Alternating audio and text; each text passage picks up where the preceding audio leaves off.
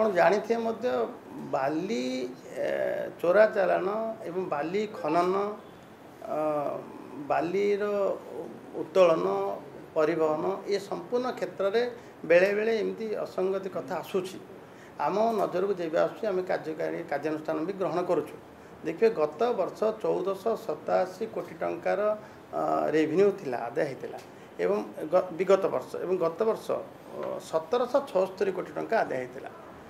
जदि देखिए रेड्र परिमाण एवं जोरिमानार परिमाण अधिक होती कार्यानुष्ठान तत्परता सहित आम विभाग करुच्ची जहाँफल रेभिन्यू बढ़ी एवं परिचालन क्षेत्र में त्रुटि दुर्बलता रोचे ताकू आम जिते नजर को आसूँ आपण मान जरिया लोक मान जरिया दृढ़ भाव दृढ़ कार्यानुष्ठान ग्रहण कर हस्तक्षेप कर।